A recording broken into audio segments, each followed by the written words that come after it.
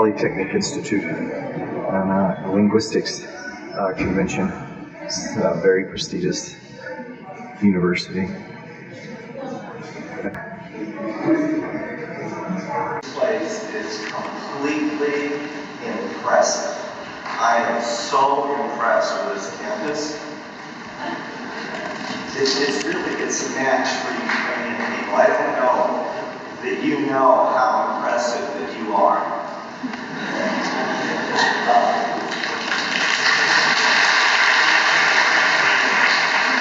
It's my honor to be here and to talk to you. I was invited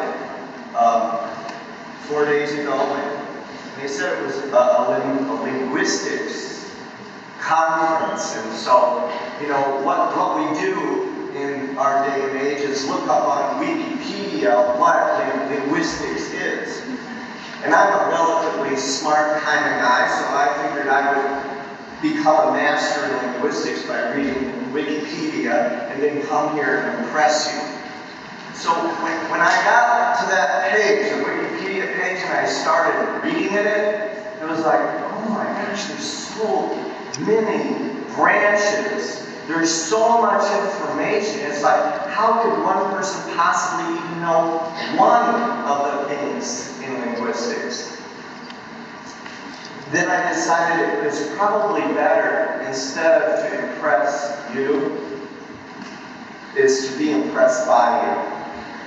I appreciate your being here and listening to these ideas. They're relatively new ideas, and I have a commitment to bring these ideas here. These ideas have been developed in the United States, and I think it's worthwhile contributing. Can you read this slide? If you knew you would accomplish whatever you started, consider that if you took the first step, you knew that you would accomplish it. What would you start? Does anybody have anything come to the top of your mind? Anyone? What would you do? Come on. If you knew you would accomplish whatever it is that you started, you knew it would turn out.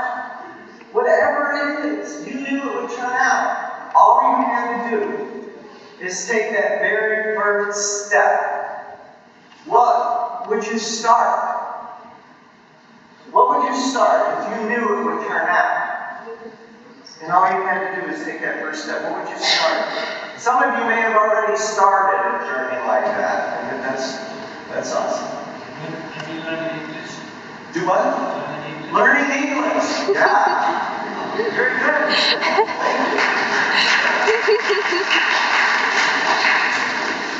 So there's some questions up there. What area would you need a breakthrough in? What we have on the mat here a little bit is the future. You know, these questions start talking about a future, right? Do you notice they have us oriented towards a future?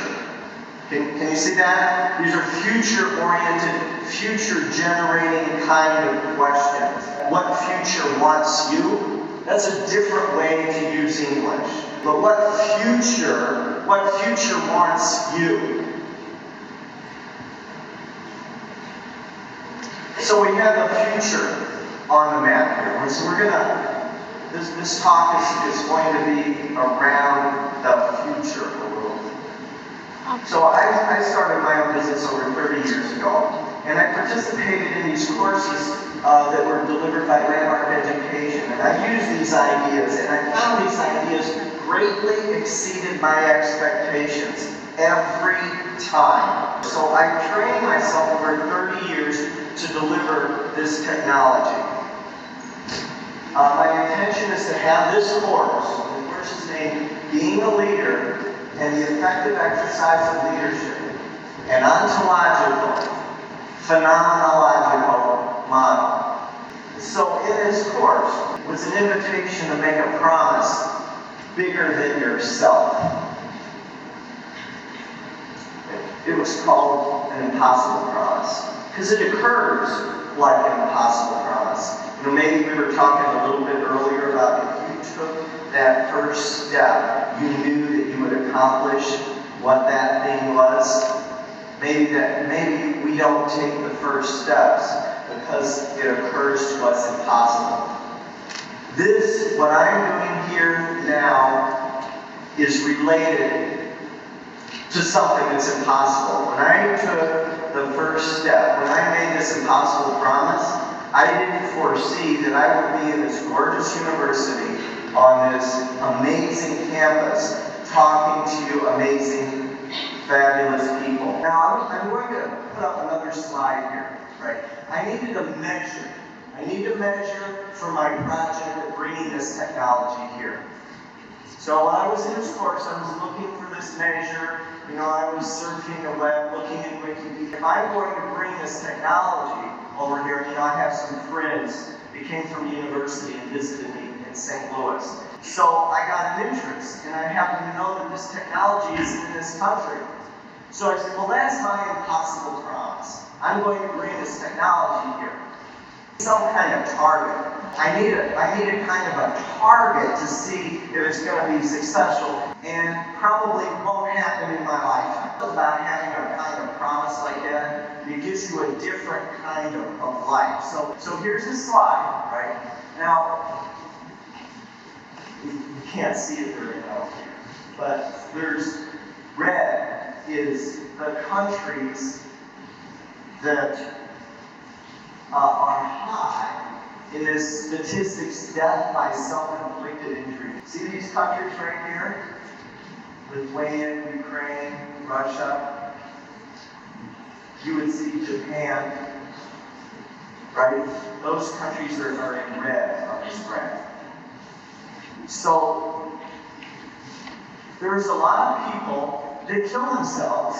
Now, they're not bad people, and there's nothing wrong. And you don't have a bad country, and there's nothing wrong. There's nothing wrong. If you make it wrong, we're going to be frozen or stuck. But let's say you wanted to impact it. You know, I can spend my time accumulating a large pile of money, and at the end of my life, I can look back and say, gee, look at that big pile of money that I got. You know, aren't I great? Or you can look back at something else. And accumulating a big pile of money gives you a different life than something that maybe involves contribution in other people. I'm not saying that's the truth, but consider that like a possibility. So, this is linguistic. It lives in language. So there's this discourse. It's correlated to this behavior. Okay, there's a conversation, a private conversation and a public conversation. And that conversation, that discourse, at the level of a country, that discourse gives one's behavior. Okay? But we have access to discourse through language, linguistics. We do have access to that. And do you know that Ukraine's infant mortality isn't any different than the United States? Children, as many children make it to 1 year old in Ukraine as they do in the US. So it's got nothing to do with like good enough hospital or care or moms. Also, if you look at gross domestic product per person, you know, GDP, they call it, how much you make on average, it's not correlated, these deaths by self-inflicted injury, it's not correlated to that. It's not even correlated to intelligence. Put up a graph about the relative intelligences of country. You're a smart country. It's not related to drug and alcohol abuse. Russia's drug and alcohol use is the same as the US. Oh, there's even a happiness index that you can find. Ukraine and the US are equally happy. And I'm taking the case that this behavior has something to do with some conversation that's in the future of the country, some discourse that's in the future of the country. And it has to do with resignation and cynicism. Do you know what I mean, resignation and cynicism? Yeah? So our life is given by how things occur for us. Well, our actions are perfectly correlated to how life occurs for us. Your actions are correlated to how life occurs. Make sense? Yes? Yes. Yes? Okay. So, we have access to how life occurs through language. Because it's all a conversation. Even how one takes one's own life is in the discourse. In the U.S., we like to jump off of buildings and bridges.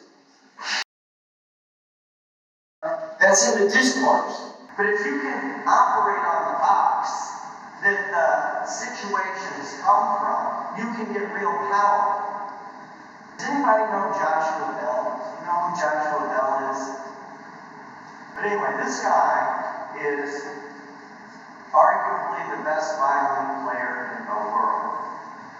And he plays on this $4 million Stradivarius violin. And he plays some of the most beautiful music ever written in the world. And they put Joshua Bell in a subway in New York and had him play with a hat out. And Joshua Bell made $7 playing on this $4 million violin. The same performance that he does in some of the world's best opera houses.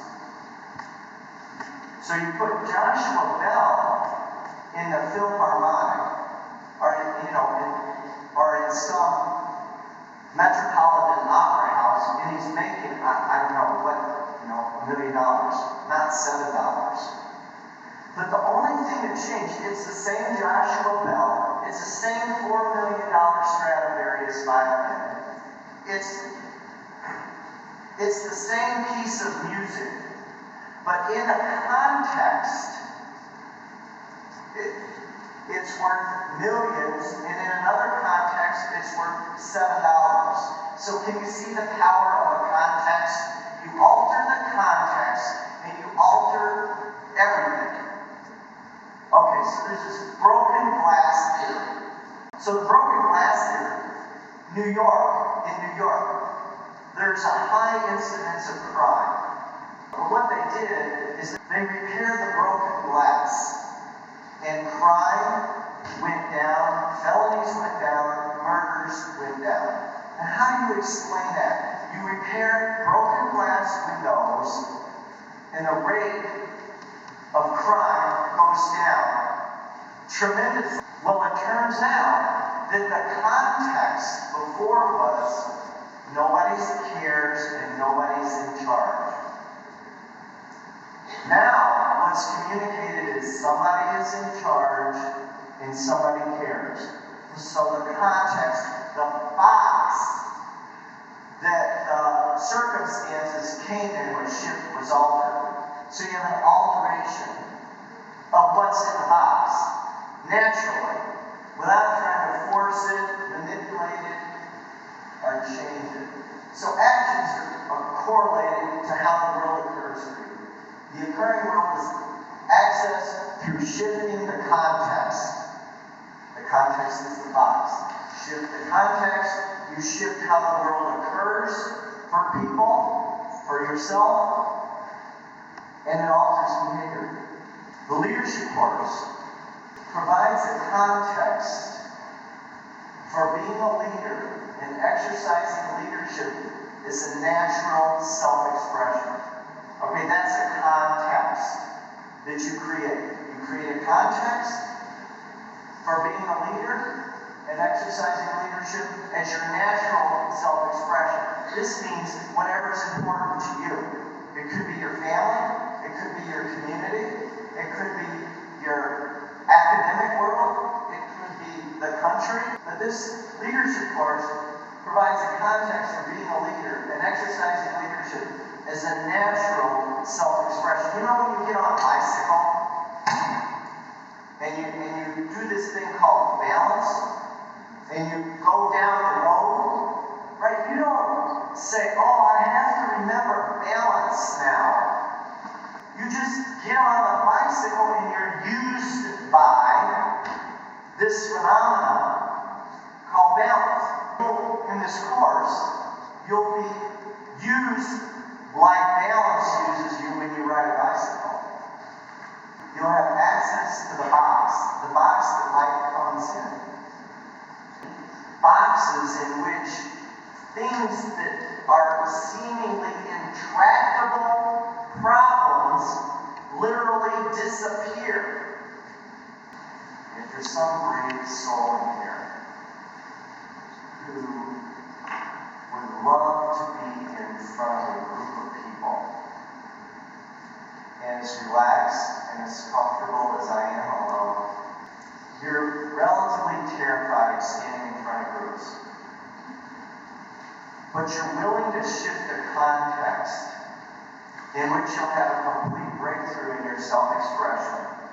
You work with me for 10 minutes. So I would need a volunteer, somebody who is definitely afraid to be in front of groups. And it would be okay with you to transform that so that you're completely comfortable. Very stressful. Very stressful. Where? Your hands tremble. Okay. Your hands tremble. Anything else? So we're trying to catch it really quickly. And the question, what are you concerned for, starts to get at that. What are these concerns? What you concerned for? All these concerns are about what? What are all our concerns about?